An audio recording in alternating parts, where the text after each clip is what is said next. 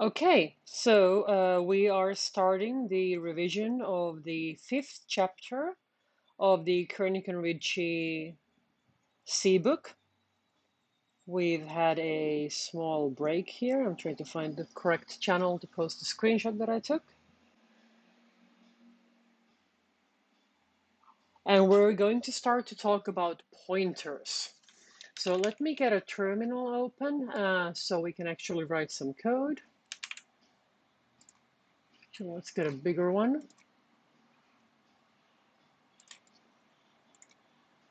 So that we can test this out. I'm really hoping you guys read the chapter like I recommended earlier, because this is going to be horribly confusing if you haven't read anything. So, as we have learned by reading the chapter, pointer is a variable that is actually just another variable's address. So it's telling us where some information is stored. Let's go to the repository.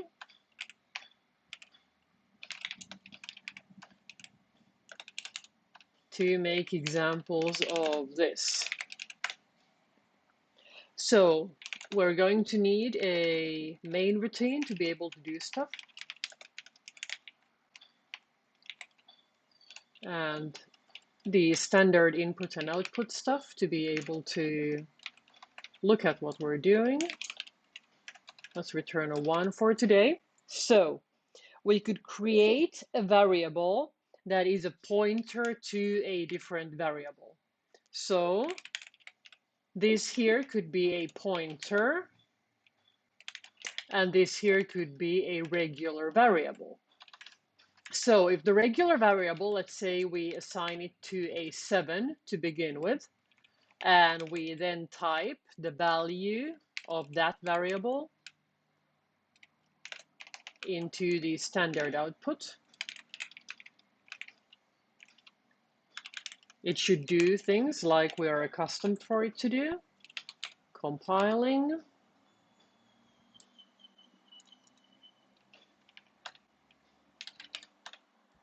We see the value 7.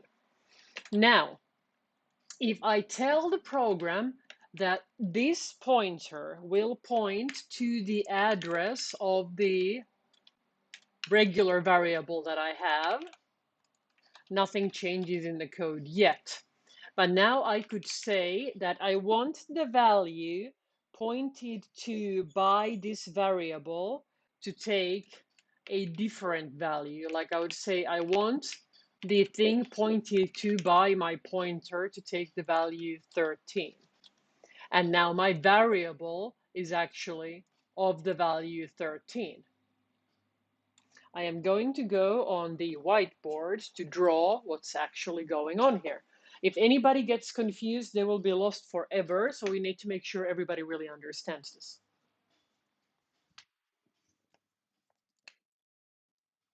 So let's suppose this is the memory of my computer. Somewhere here in the memory, I have put my variable, that's the regular one, and I've put the one that's the pointer. What the pointer is doing after I assign regular's address to it is pointing to where is this value in the memory. So now if I ask my program to follow this pointer by putting the asterisk puntero, it's sending me here. And any changes I make take place here. That's the regular variable that I have. And I could have multiple things pointing to one same variable. I could make another pointer, and that other pointer would also reflect to this R. So let's make another pointer.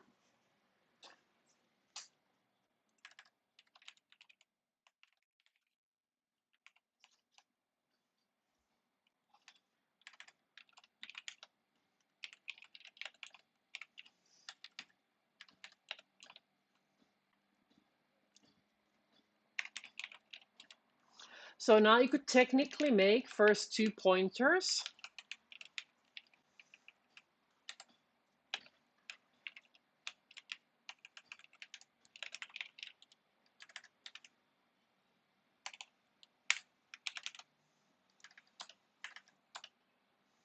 And I could very easily make these things point the same way. So I could tell them both to point to regular. And now both assignments here are actually operating on the variable regular. Nobody's operating on the variable similar. And I should be able to do the same exact thing this way. I'm telling this pointer to point to regular, and I'm telling the other pointer to point to wherever the first pointer is pointing. So let's make our first poll of this very confusing concept of not addressing our variables as such, but storing their location somewhere so that then we can mess with that location and go change the value. At this point, this looks like an unnecessary complication, and you don't see any reason to do this yet, but I promise you we're going to get to the reason as soon as you accept that putting an ampersand in front extracts the address.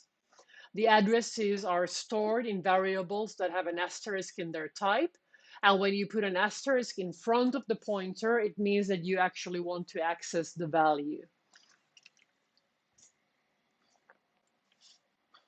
And now if I would make this other one point to similar, I could actually also here use the value of the pointer to print similar's value instead of accessing similar itself.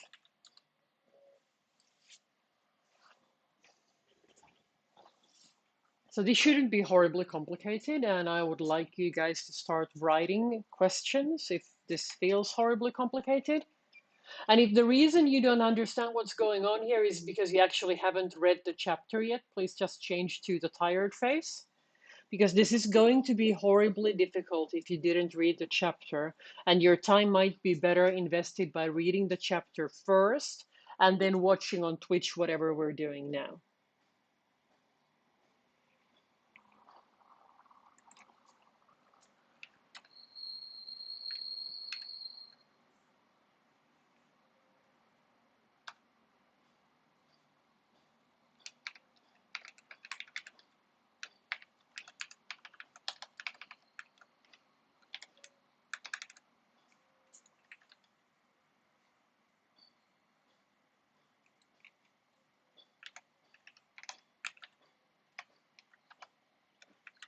Oh, that's not what I wanted to do. I wanted to type here otro. No. Compile and run. As the chapter points out, when you want to do something like the increment or decrement operations, it's really important to put the parentheses first. Because if you don't put the parentheses first and you want to do this the other way around, if you want to do this and you take away the parentheses, the increment is going to happen first, meaning that the address gets incremented. And then the pointer isn't pointing where it used to be pointing anymore. It's going to be pointing somewhere else, and we're modifying the value of somewhere else. And if we're on a reasonable computer system, it's actually going to complain about it because we don't necessarily have the right to modify that something else. Like here, what we did is that we incremented the pointer and then we tried to access the result of it, but we didn't do anything with that, so we got an unused value warning. But if we do it the other way around, it's not an unused value because we're actually using it, because I am actually incrementing twice the value here. No, actually this way. I'm putting my parentheses where they don't go. And I ended up pointing to a different variable. There we go. So now the 8 is getting incremented twice to be a 10, and the 7 is being reassigned with a 13. So just try to remember, if the type involves an asterisk, it means we have a pointer. If there is an ampersand, it means we're extracting the address of a variable. And if we're using the asterisk with the name of the variable, it means we're accessing the value pointed to by the pointer. This will take time to get used to, but the compiler will complain to you when you do weird things. So now we're going to use the example from section 5.2 to understand what is any of this good for. So let's say I want to make a subroutine that's going to exchange the values of two variables. Let's try to make it the way that we would make it before we have read chapter 5.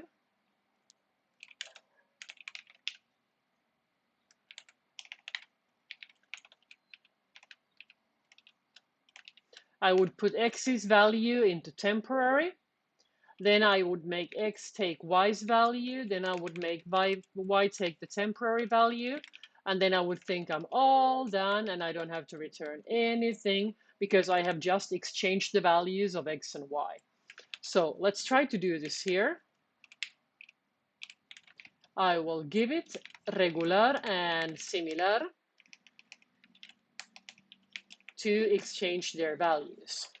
And to see if the exchange has worked, we're going to print both before and after. So as we can observe here, we have not, in fact, exchanged anything at all. Whereas if I'm inside here and I print what x's value is, and I print what y's value is, before and after I make the swapping, these did change. X and Y changed places, whereas regular and similar did not change places. Why is this happening? This is happening because when we call intercambio, we are making copies of the values of regular and similar, and we're exchanging their copies. We're not having any effect whatsoever on the original values. So we're going to make another version. Actually, I don't want camel case.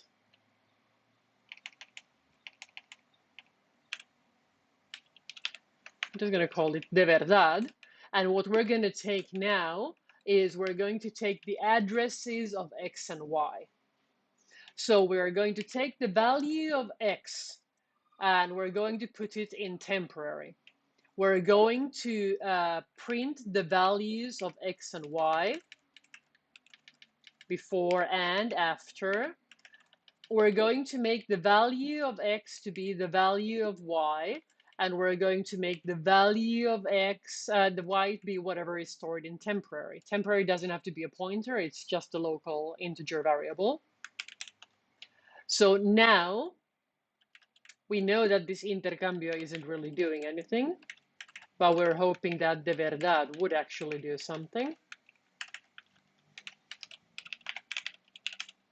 And now, de verdad, it isn't taking integers anymore. If I'm trying to compile here, I get an error because de verdad wants the pointers. So I could either give it to addresses to regular and similar, that would work. Or I could give it the pointers that already point to them. Let's use puntero to point to regular and similar's address to point to similar. So we have both options. So now the first time we tried, nothing got exchanged on the outside, even though it did on the inside. The second time we tried, the values got exchanged on the inside and also on the outside, because I am no longer operating on a local x and y. I am operating on the addresses of the variables regular and similar. I am going to go again to the whiteboard. This is not for the faint of heart. This is getting complicated. So I now have two different memory allocations. I have the subroutine one over here, and I have the main routine one over here. So my main routine has the regular and similar.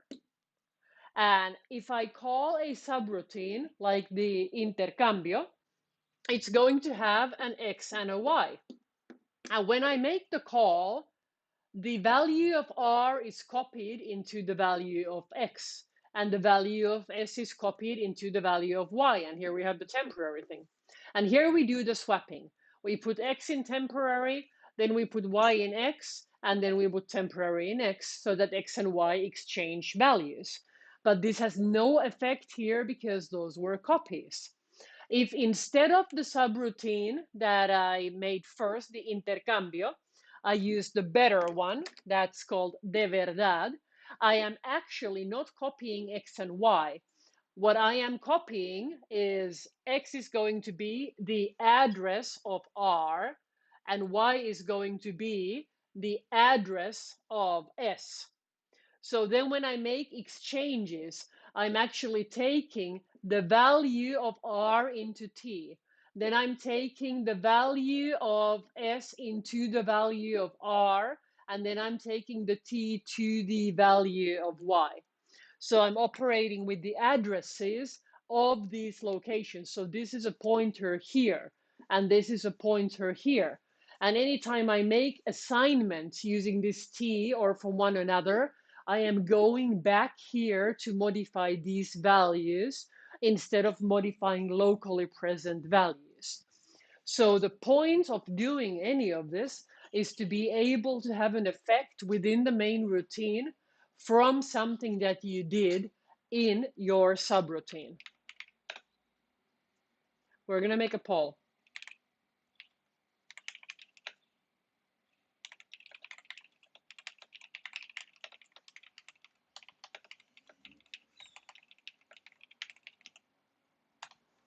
So what we are demonstrating with the poll is, have we understood that you actually only get copies of variables in the subroutines if you're not using pointers?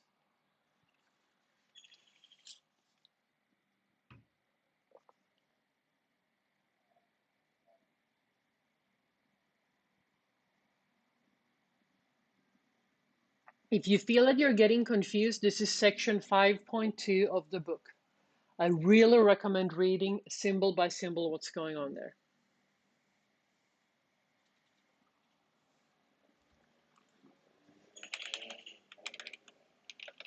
I'm going to make another copy of this.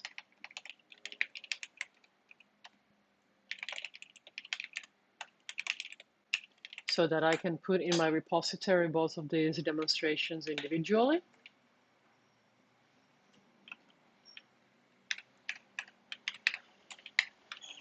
If there's any questions about basic pointers, please type them either in the chat on Twitch or on the chat on, what's its face, Discord.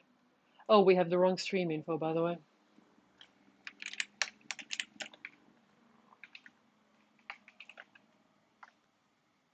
And the wrong stream language too.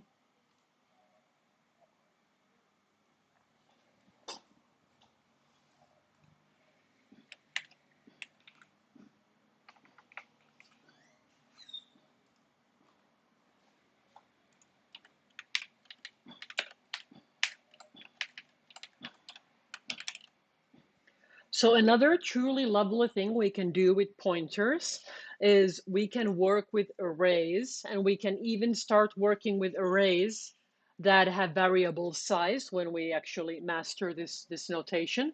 Because up until now, our arrays have always had to have a certain size that we defined beforehand. We're still going to start with that for a little while here. So we're going to make a data, and our data is going to have some size that for now is still hard-coded in our code. So now, when I want to work with this array, we have previously been only accessing it with indices like this. That's very true. That's very true. The hotter it gets outside, the more clueless I get on the computer.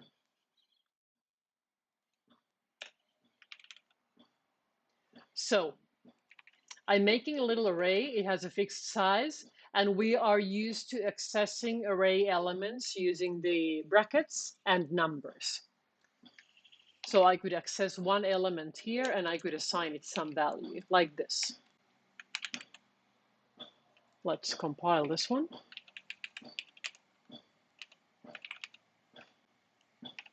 It obviously doesn't really do anything, but it also doesn't make any errors. And if I go outside of the size here, now I should start getting errors because I am not respecting the size of the array. Now let's say I put the position into a variable. Position is 7. All fine. Position is 17. Now it compiled. The compiler doesn't notice that this variable has an illegal value that doesn't actually belong into my array. So what's going to happen when I execute? Everything seems fine, but now this is suspicious. This is very suspicious, really, because we have only reserved space for 12 integers. And now I just assigned a value to something that isn't even our memory. So we're getting to the point where we can have like difficult to trace situations.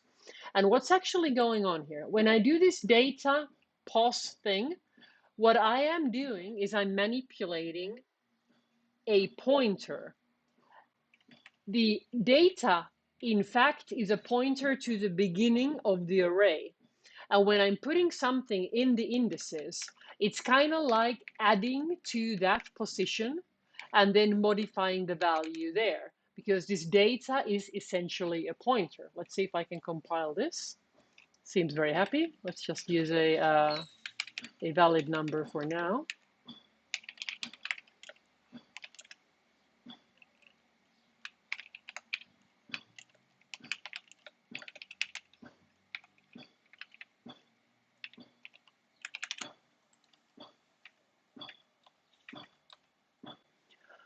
So I can do this to put a 14 in that position.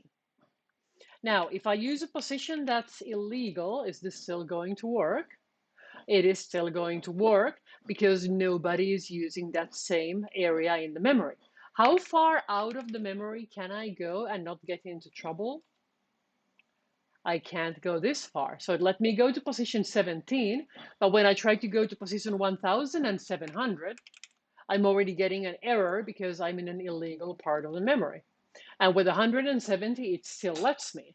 So when I'm asking for this array, it's actually kind of giving me a little bit more memory. I'm really only supposed to be using the first 12 integers, but there's like an unseen barrier at some point that separates me from acceptable accesses and unacceptable accesses.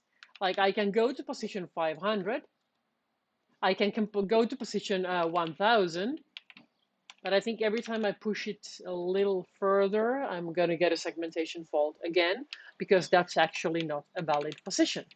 So this notation here is actually doing a very similar thing than this notation here.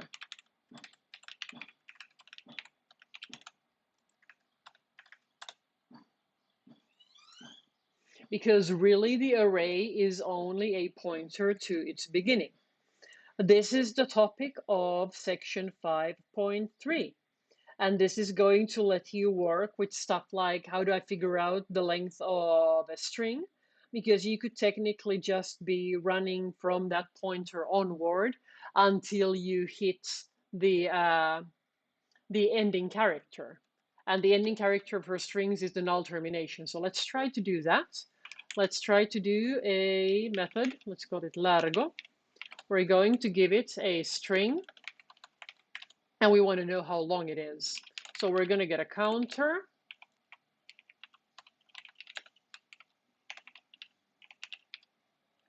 And while the value pointed to by largo isn't the null termination character, we are incrementing the counter, and then we just return the counter. So they should do something semi-reasonable.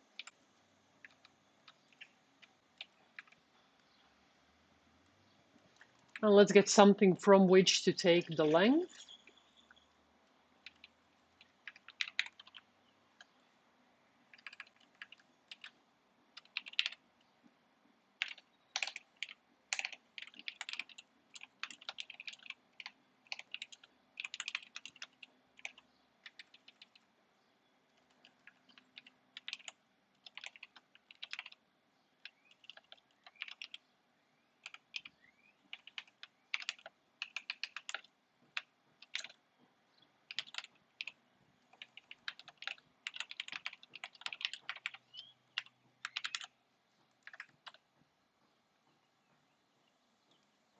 Comparing a pointer to a null character constant. Did you mean to compare to... No, I actually didn't. I meant to compare the value stored at that position. So I need to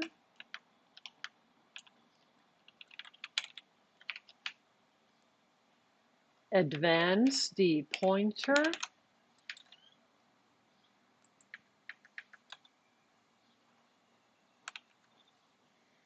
What on earth am I breaking now?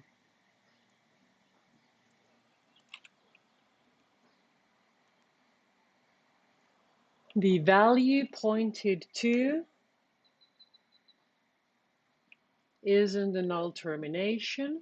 I should continue incrementing my counter. Oh, actually, I could just increment the pointer. I could just increment the pointer. So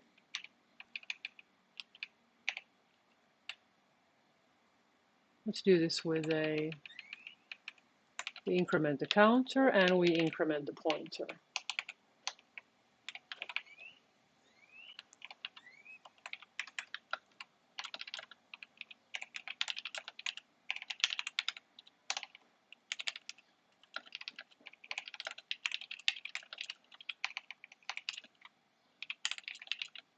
Oh, and it's not supposed to be called largo, it's supposed to be called str.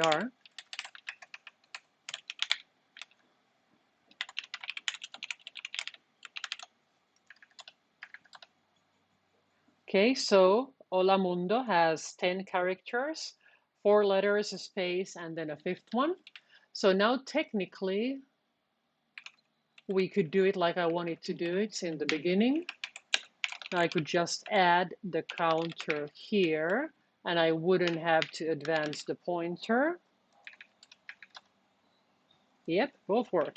Okay, let's make 2 versions of this. If I were slightly better at using the computer today.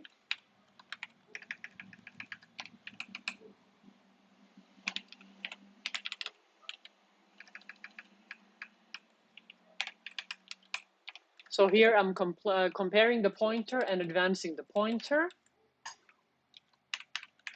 And here I'm advancing the how much I advance the pointer when I compare. And they both should do the same thing.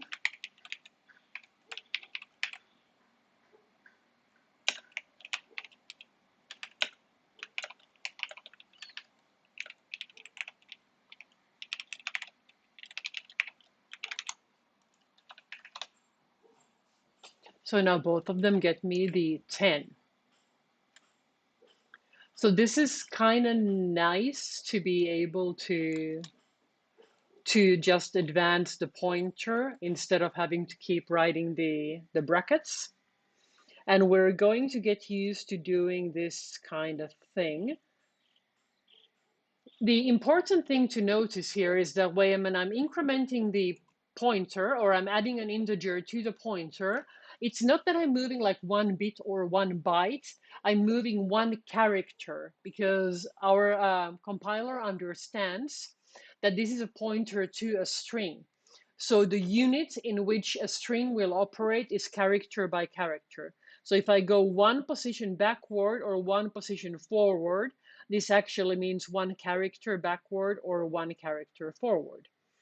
I really recommend reading the section 5.4 to kind of be happy with this. Also 5.5 is about a similar topic.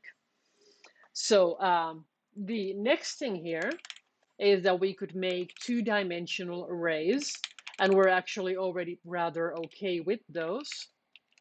But let's first have a poll about the array demonstration.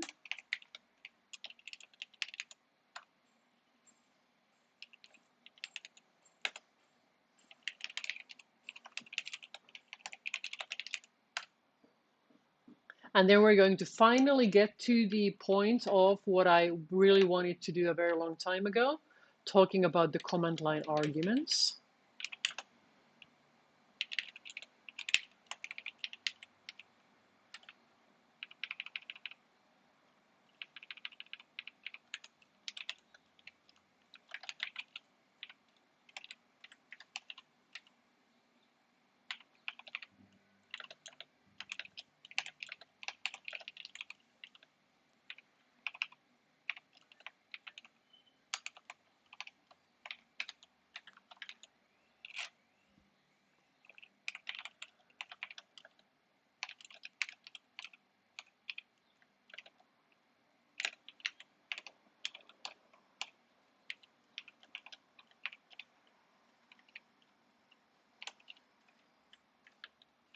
A couple of people confused, no questions thus far.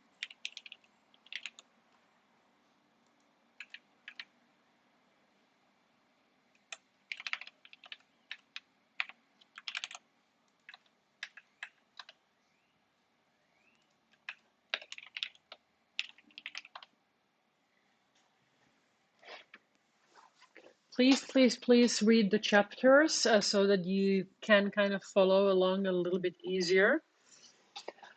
What we've been looking at, like ever since I started making examples for you guys, was that the main routine, it could take these arguments and it could react to what I'm writing on the command line. So what we have here is now actually a pointer.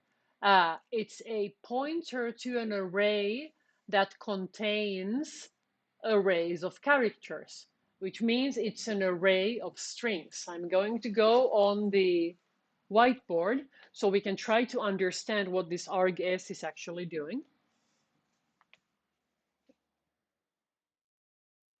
Brian?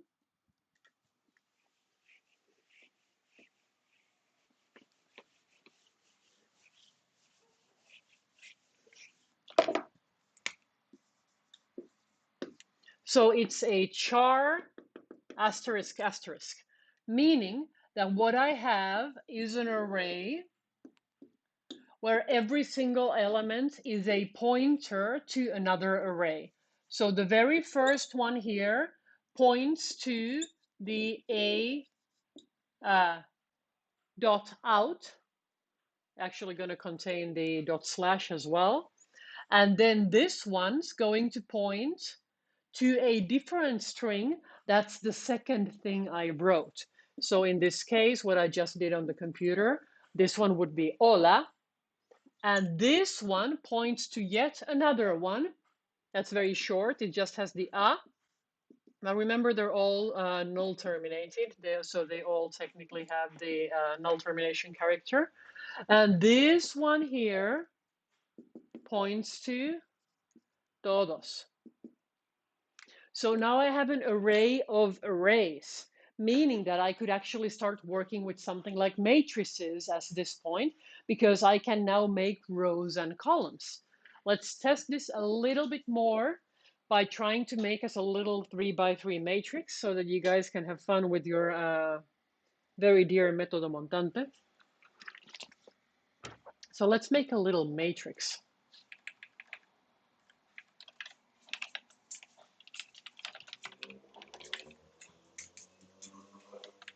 And let's get back on the computer so you guys can see what I'm doing.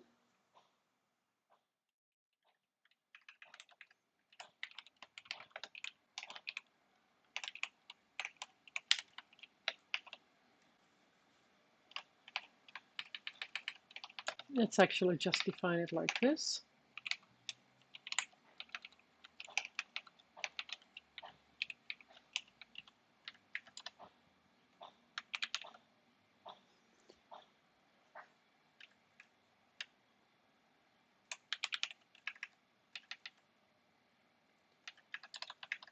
Okay, so we could assign values to the matrix. Let's just do it the stupid way for now.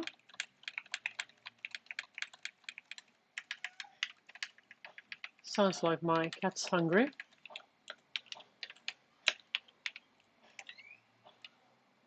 Oh, I'm too bored to do this. Let's do a double 4.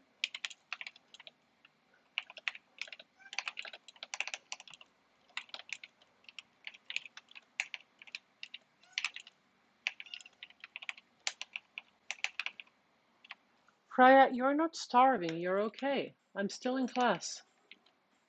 I'll feed you after. You're fine.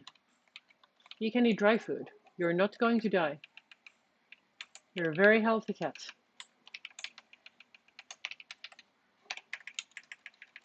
Let's get another counter. So now I could say that the elements on row I in column J would get a value that could, for example, be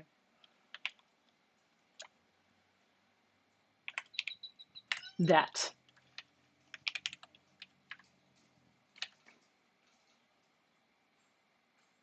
Forgetting anything? I'm forgetting to make it a 3 by 3. Let's compile it. Let's run it. Nothing died, but we can't look at our matrix yet. Let's make a routine for printing the matrix.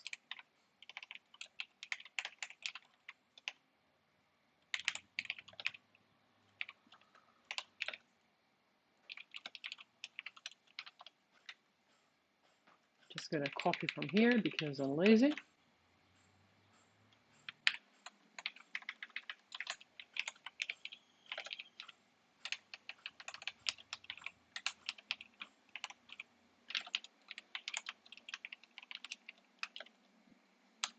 I'm gonna use tabulators as separators.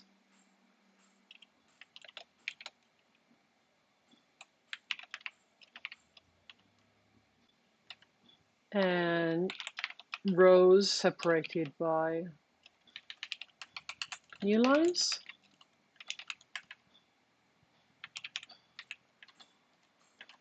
So we're going to print one row at a time, all the columns of that row, and then move on to the next row. So let's show the matrix.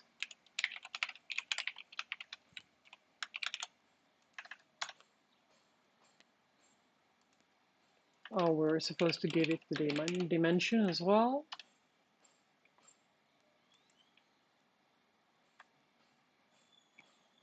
Incompatible pointer types. Why do I have incompatible pointer types? You should be an integer that points to an integer because you are a multi-dimensional array.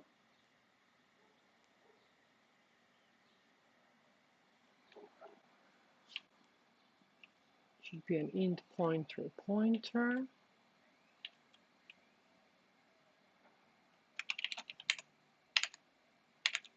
What am I forgetting about the notation? Data size.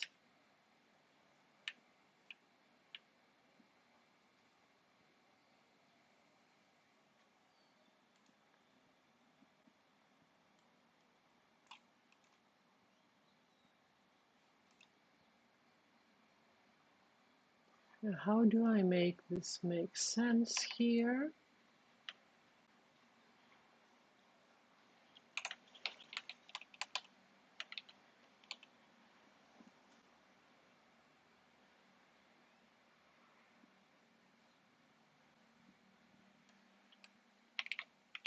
In my logic, it should go like this. It should be an integer here. But let's just hack it for now then here to make it adapt to more than 3.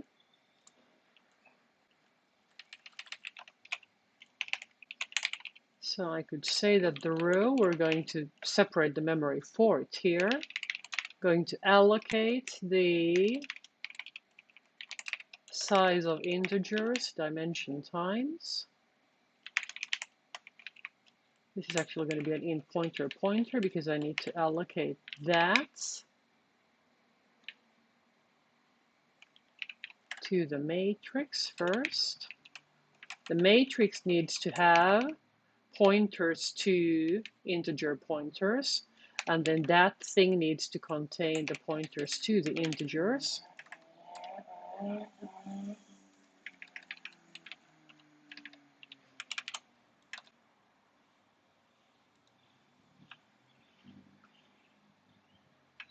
Used identifier matrix, so it's supposed to be called M.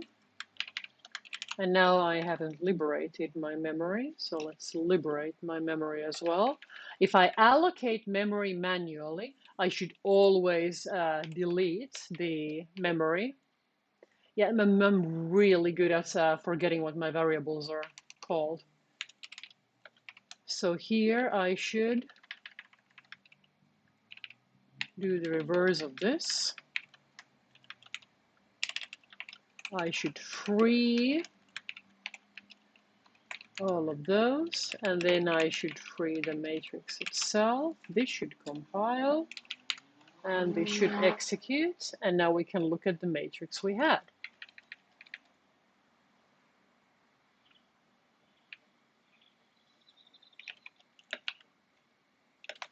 I don't like it that it has negatives because it messes with my alignment. Well, this messes with my alignment a little bit too, but it's fine. Or I could just make it a like this.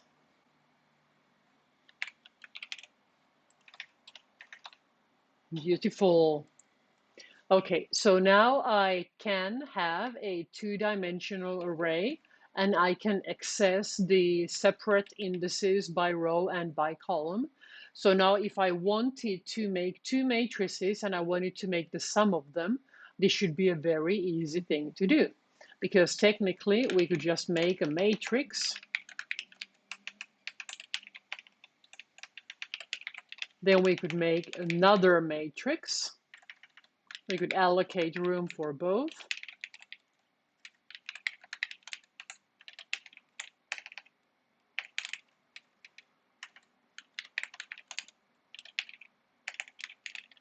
I could have a different formula here.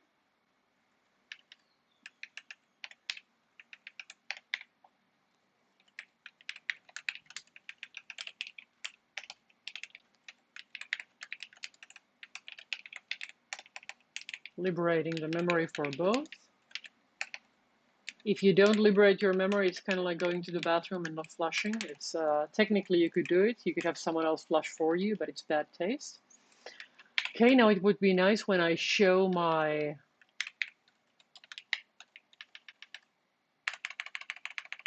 matrices to have some kind of a separator. Okay, so now I have one matrix and then I have a second matrix, and then I could make a routine to sum two of them together.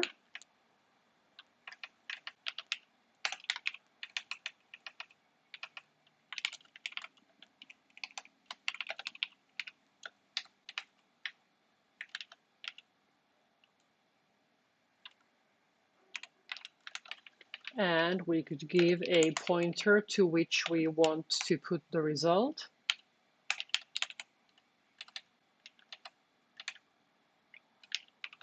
Not printing anything, not returning anything, but for every single position, we would say that the targets ij will take the value that's m1's ij summed with m2's ij.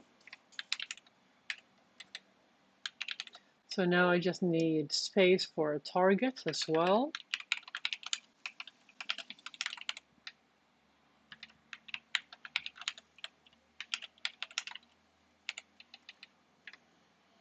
I'm not going to put anything in the result. I'm just going to make the space for it. We could actually just assign it zeros in the beginning to initialize the memory. Then we could call our routine sum. We could tell it to take matrix and another, and the dimension is dim, and we want to put the result in result. And then we should be able to show the result again, and it shouldn't have zeros anymore. And then we could just free all of this.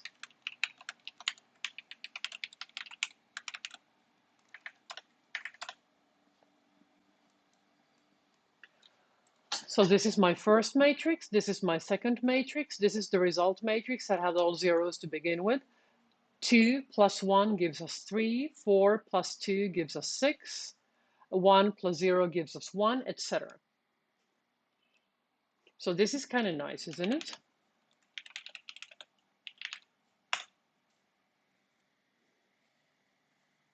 The section 5.a is going to talk about us how to put initial values. There's information on the multidimensional arrays in the 5.9. 5.10 talks about this command line argument thing that we were doing here in the beginning of main, accessing the arguments that we're getting. And the most important thing that we need to make sure that everybody is okay with would be section 5.11, because this is where things get really interesting. So let's copy this, the first simple demonstration here, to make interesting things. So let's make two functions.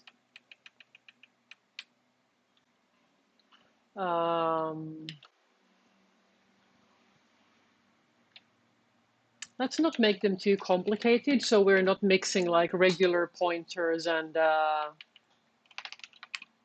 function pointers. So let's make these guys very simple.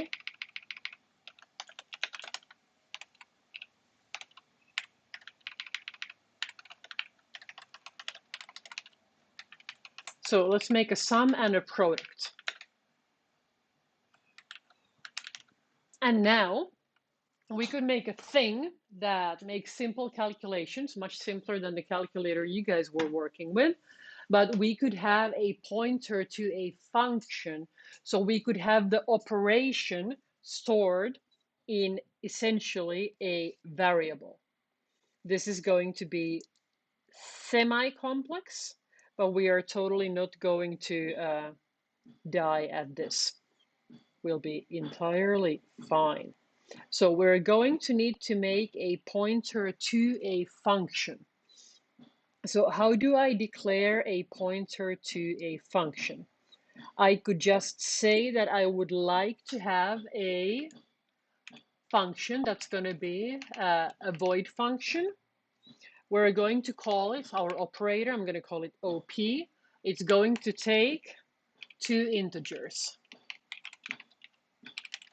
Okay, let's compile this.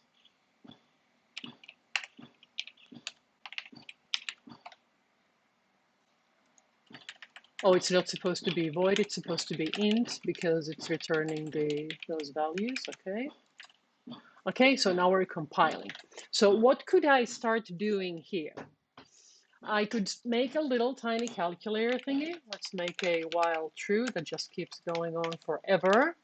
That's going to ask us three things. Let's make variables A and B. And let's make a char C. So now we could, let's just use get char. So this is very, very, very simple. So we're going to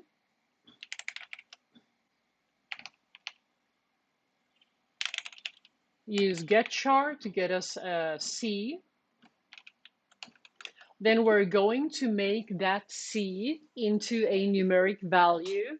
We're going to use single-digit numeric values so that the code stays simple. And we should have in our repository in previous chapters. Actually, I'm just going to rewrite it here. So now A is going to be the value we have in that C minus the value we have for 0, because now we should get a value between 0 and 9. Then we're going to take another C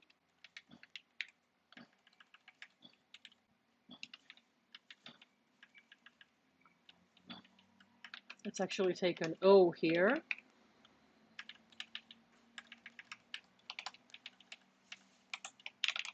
No, let's actually just do this. A is the get char, taking away the 0. O is the next get char. And then B is going to be a numeric value here. So let's see what these guys look like. So we have this, then we have a character, then we have this. Let's get an enter. So we're looking at A and O and B. And this is a while 1, so we always have to give it 3 characters or it's going to go nuts. And we're just going to manually force it closed. I'm in the wrong chapter thing here. Okay, and this wasn't supposed to be an O, this was supposed to be there. Okay, we're going to be O. Okay, so now this essentially should start doing things. Okay, so now I can give it like 1 plus 2, but it doesn't actually do any calculation yet. Or I could give it like a 4 minus 3, but it doesn't actually do any calculation yet. And now bad things start happening here, because I think it took the enter. Yeah, it takes the enter. When I press enter, it puts it to a variable. So always after we press enter, let's just like wipe away the enter. And we could actually use that to break from our loop.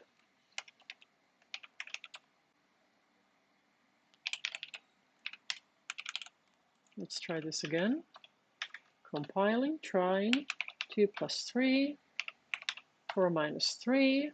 And then if I do the Control D, well, it still prints, but at least it doesn't do anything anymore. Kind of curious that it printed. Oh, because it took the enter first, so we should just do a while is space get char.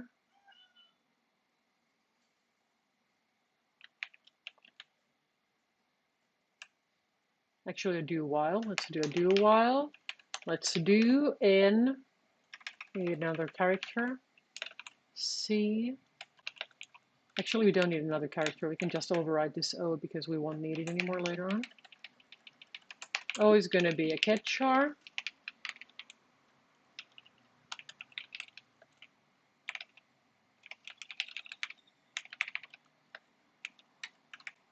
And now I think is space comes from, let's look at our reference card. Is space comes from maybe C type. Where's C type? Yeah, it comes from C type, so we need to include C type.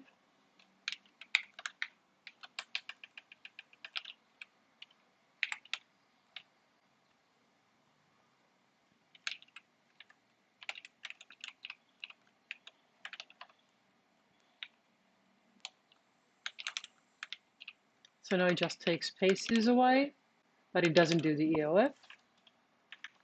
Let's test this. 2 plus 3, 4 minus 3. I'm still breaking it. Let's just do it once, so we can get to the point of the function pointers and then maybe talk about how to make it repeat. Okay, so now what my point actually here is that I want to be able to do an operation on A and B. Like I want to put the value of whatever A and B do, and I want that operation to depend on what O was. So I would like to do a switch case here using the value of O. In case O was a plus sign,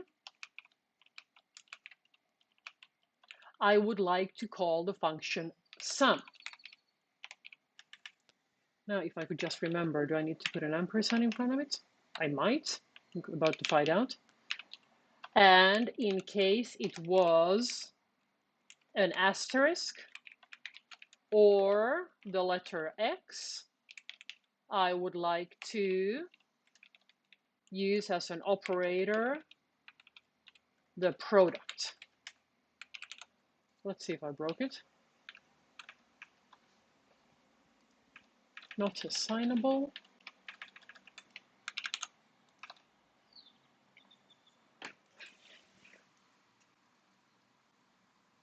think it must be like 10 years since the last time I did a function pointer.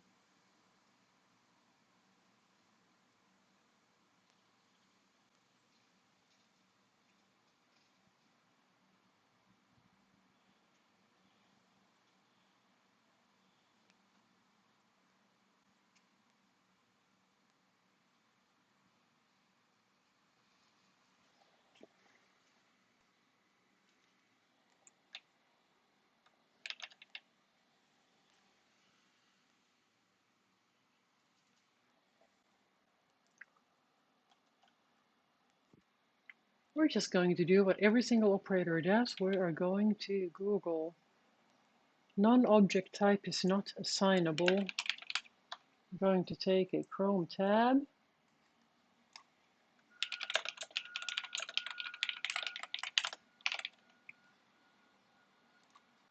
We're going to look at how to assign a function pointer. Okay, I think the problem is that I'm not putting the asterisk when I define the function operator, so it can't be assigned. And when I do assign it, I do think I need the ampersands. Thank you, Google.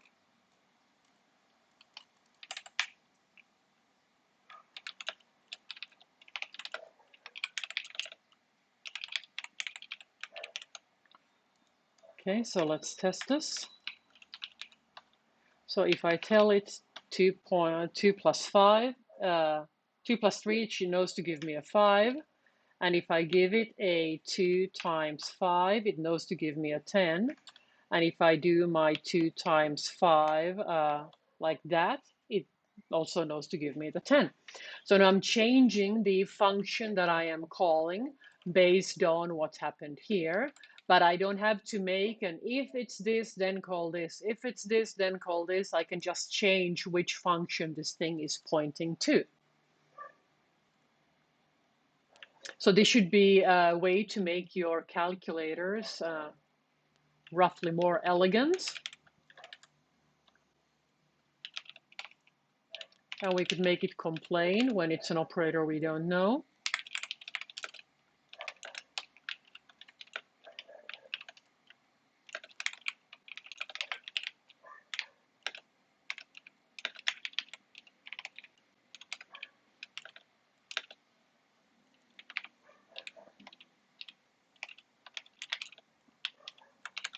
Return with a different code when it's an unknown operator.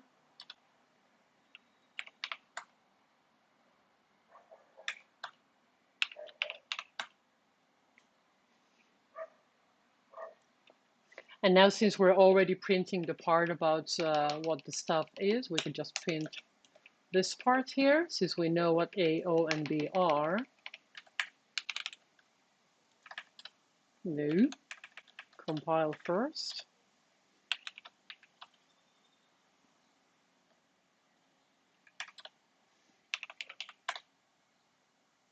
So it's semi-decent.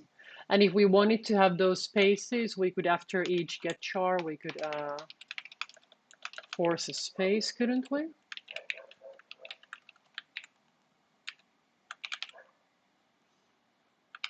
So it might look a little bit prettier. No, actually, I can't force them there. It just forces them to after I press the enter. It still looks kind of prettier. I should just print once the 3 to align it.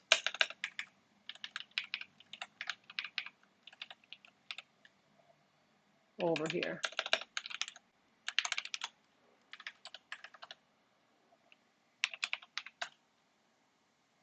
Kind of. Okay.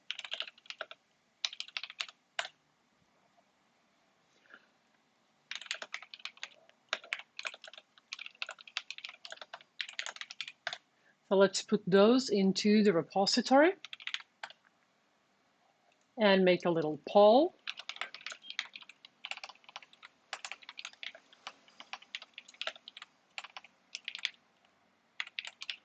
to check if we're okay with the fact that you can make a pointer that points to a subroutine.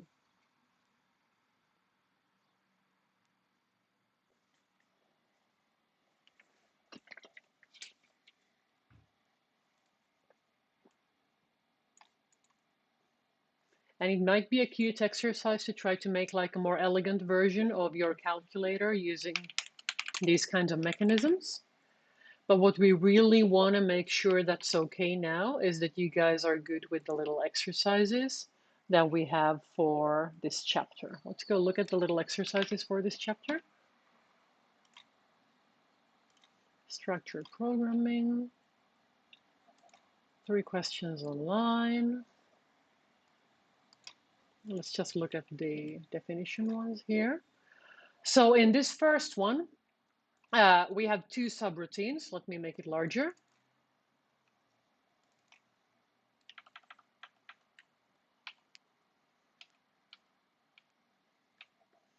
We have a subroutine F that's doing a bit shift to the left by 1 position.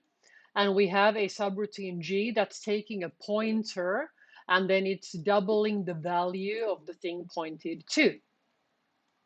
So I am taking my A, that's 5, and I'm making B to be the F of 5, means F multiplies by 2, so B is going to be a 10. Then we're going to do a G to A. When we're doing a G to A, we make it double. So this 5 is going to turn into a 10. And then we're going to print a 0 or a 1, depending on whether or not A and B are equal. This should be a very simple thing to do. In the second one, I have a character array, and then I make a pointer that points to that same character array. And then I have a character variable here that takes a certain character. Then we are checking here that we're going to be progressing in this pointer over this array, and we are checking at which point we reach the specified character. After we reach the specified character, we actually leave the while. When we don't leave the while, we're just advancing. And then we're going to be printing a bracketed version of what S's value is after we have moved the pointer forward. So we're going to be like scanning forward in the string. Really important you go step by step to understand what's going on there. And then in the last one, we have 2 subroutines. We have one that's called odd and one that's called even. This one's given me the value at the middle of an array. This one's giving me the average of the 2 middle values of an even length array. Here we have an array initialized. We know how many elements it has. Everybody's going to have a different x value. And we have the lovely function pointer. Then there's a switch case that determines whether we're going to use the function even or odd in terms of the modulus of the length. And then we're going to print a value. And my x is a 63. So you guys should be able to do most of this even without actually having to run the code. Like try to do it first with just like a notebook. If you can't do it on a notebook, then do it with code. But you should be able to do all of this without actually having to run the code. So let's check if we're okay with the mini exercises, because then comes the fun part.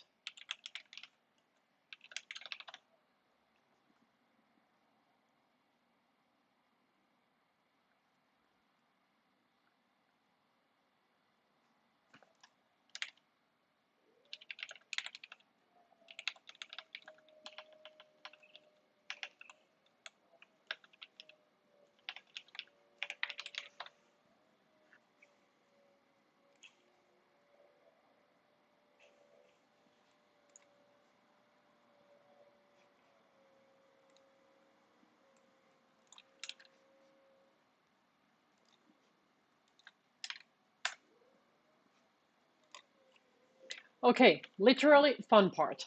What we're going to be doing in the homework is that you're going to write a Minesweeper game. A Minesweeper game, it's essentially a matrix because we have rows and we have columns. And every single one of these elements here has a number in it. The blank ones, just imagine a zero there. And the ones that have the mines, you could imagine those as like minus ones, or you could put a nine there because a nine is impossible to have as a regular value. And what do these numbers mean? If you've never played Minesweeper, it means that we take the neighborhood, the 8 squares that surround a square, and we count how many mines are in the neighborhood.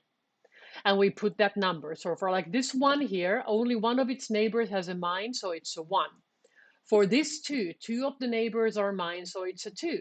This one's a 3 because there are 3 mines. This one's a 4 because it has 4 mines in its neighbors and there are 3 neighbors missing. And the way to play this game is that the user selects a position. In yours, it's going to just be typing that I would like from the 5th row, the 4th column. And then that's revealed. And you're like, oh, that's a 2. So then you will say, okay, give me from the same row, give me the 5th column. Oh, that's dangerous. Give me the 3rd one. That's better. Now from row 4, give me the 3rd column. So you're going to be playing Minesweeper by typing which row and column you want, and the program's going to be reprinting your Minesweeper. Of course, you could make a much smaller one so it fits easier in the terminal. And you're going to let your user play it. If they click on a 0 cell, you're going to do your very best to recursively open the entire adjacent area of 0 cells. You can get good points in your homework even if this part doesn't work. But the very basic thing I want is you need to have the field and it needs to have the numbers that correspond to the mines. You need to be able to play it. The user needs to be able to say which cells they want to open. And you should probably also let your user in some way to place mines. Like I said that this one's a mine. So it shouldn't be able to click on it anymore when it's marked as a mine. Apparently it still lets me, so I should just not click on them. So you could maybe let the user put like a letter M or something in place of the ones that you already know that are mines, or maybe the 9 could go there.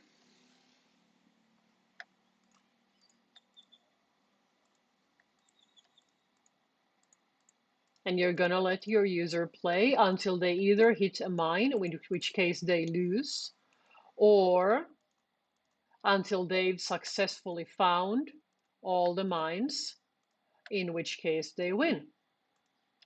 Okay, now I have to make a guess. There's one mine still going, and it has to be here.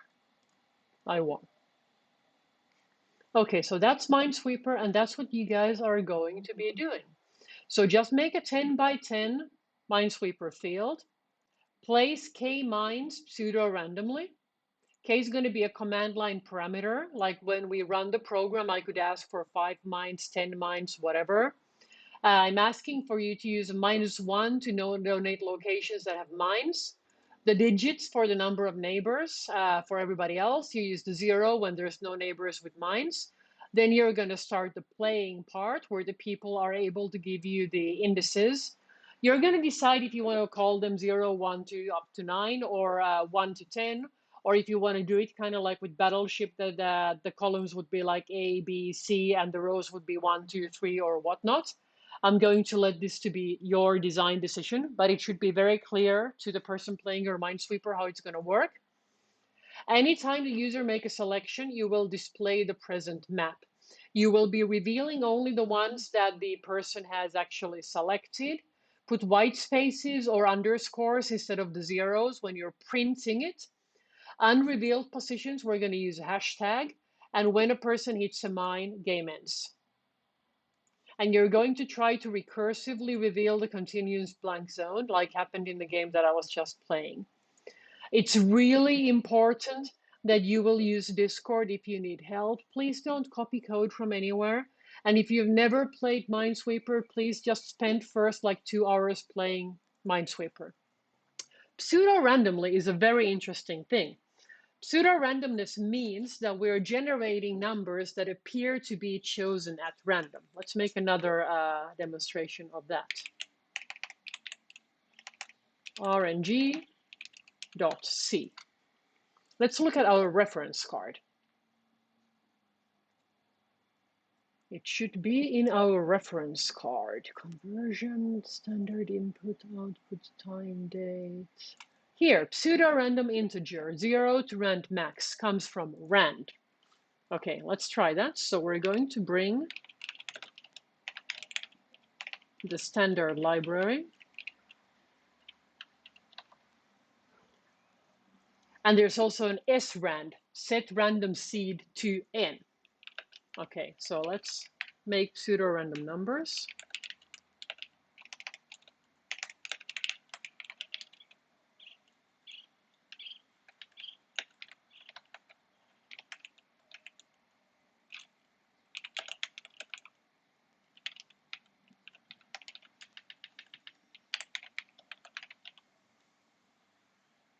If I'm using A to I think I need seed type as well. No, actually A to I comes from the standard library as well.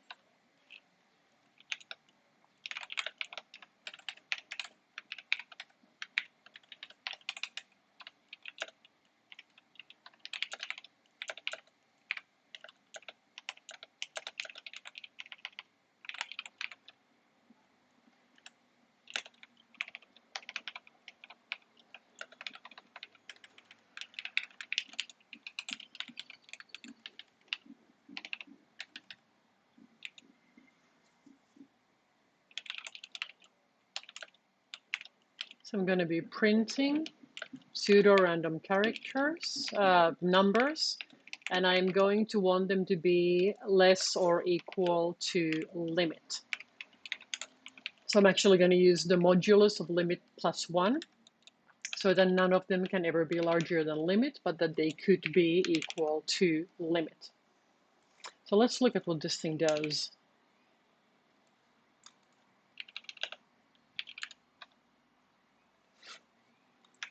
I didn't put the stdio.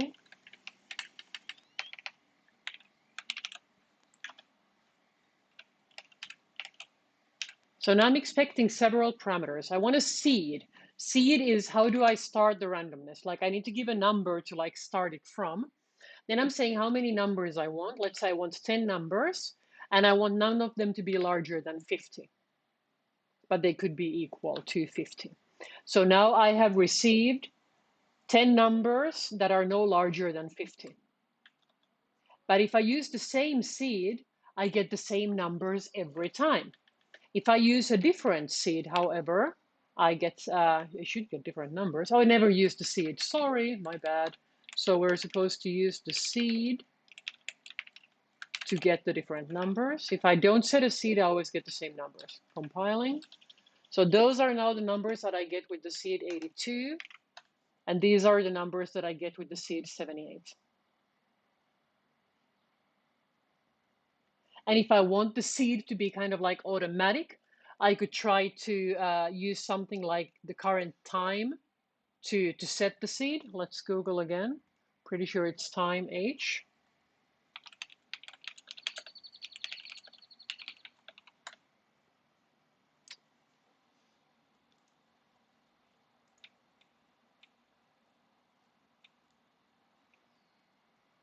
srand time null. Okay, so let's take the clock.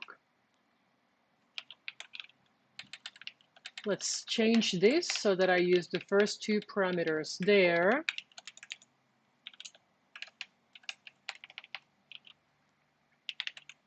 And now if there is a third parameter,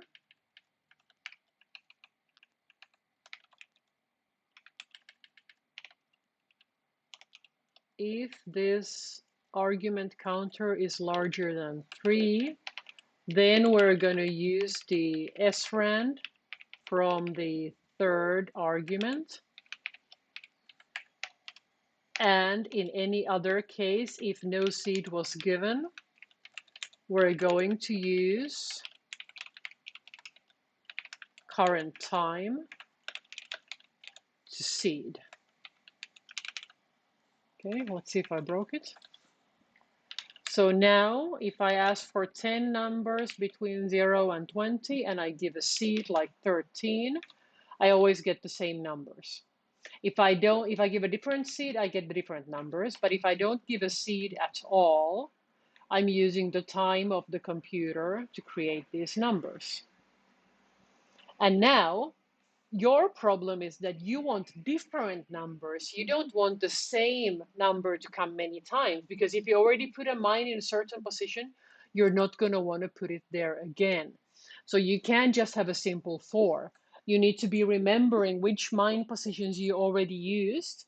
You need to be checking that if the random position it's giving you is the same one you already used, you're not going to accept it. You're going to ask again. And you're going to be generating randomly both the column and the row at which you're going to be putting the mine. Let's put this in the repository.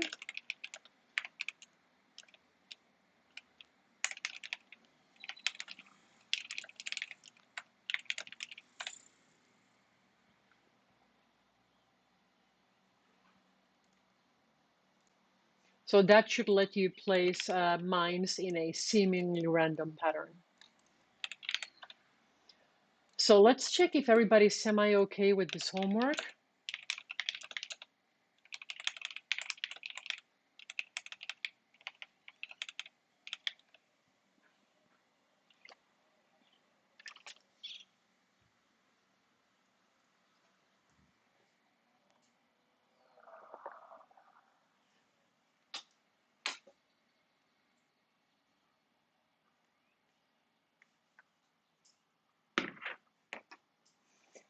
I'm going to make a mini demonstration of what this could look like.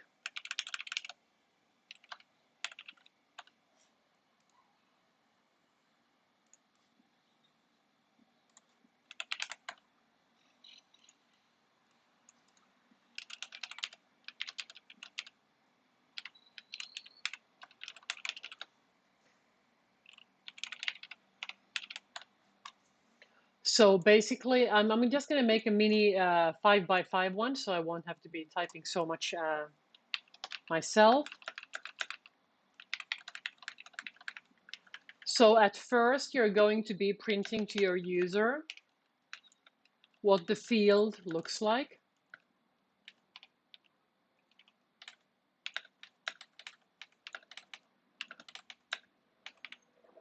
So this is what the user is going to be seeing, but internally, you already placed the mines. So let me copy this so that we can look at it, what it internally looks like.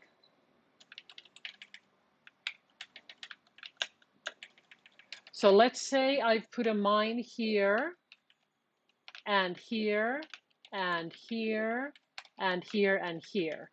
So then this would be a 1, this would be a 1, this would be a 1, this would be a 1, this would be a 1, this would be a 2, this would be a 2, this would be a 2, this would be a 2, this would be a 1, this would be a 1, a 1, a 1, this would be a 1, this would be a 1, this would be a 1, this would be a 1, this would be a blank, which is a 0, and this would be a 0.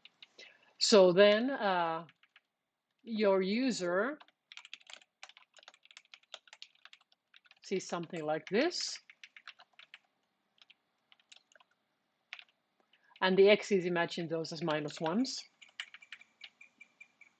And then the user is going to type something like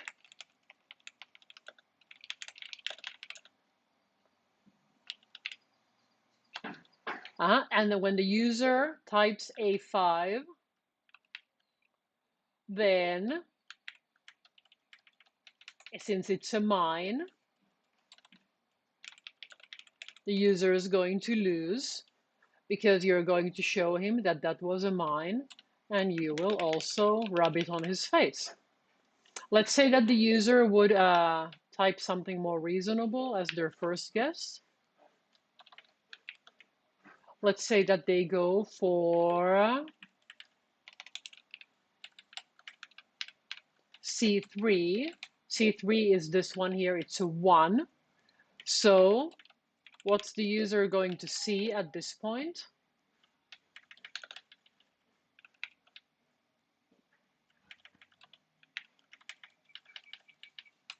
user is going to see a 1 over here. And you need to remember that this position has been revealed, because when you print, you need to know which ones are revealed and which ones aren't. So what I would do is I would manage two different matrices. One contains the information of the mines and the neighbors, and the other one just contains zeros and ones to see which ones are visible. Or you could decide to put the x's as nines, and then you would use the negatives for revealed. So that -1 would mean that it's a 1, but it's already visible. But that's saving memory and giving complications to yourself. So easy mode would be just using the -1 for mines. And hard mode for you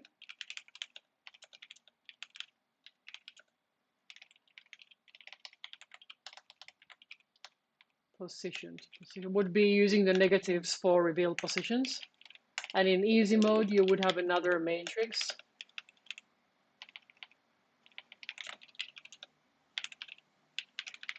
that would track the reveals. So now let's imagine that the user types something else here. Copied the wrong thing.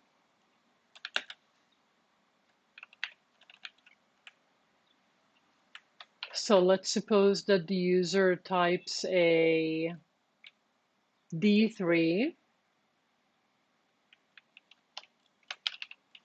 If the user types a D3, it reveals the blanks from here, but it also reveals the border. No, actually, this can't be a 0. This has to be a 1.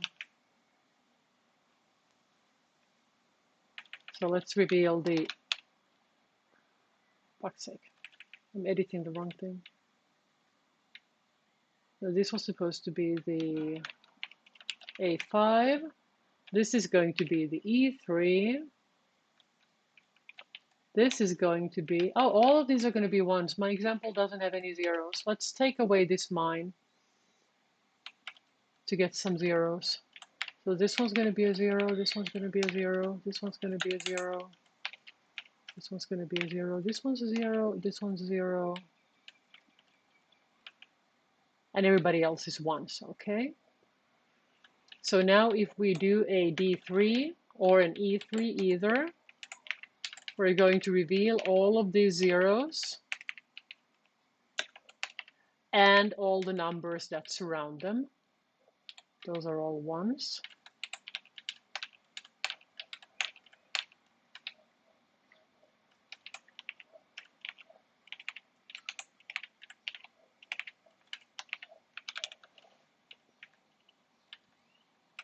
And when the user loses, we could use some other symbol to show the mine that they actually detonated. So something like this is going to be printing. Don't worry about clearing the screen. Nobody's going to use some stupid library to clear the screen.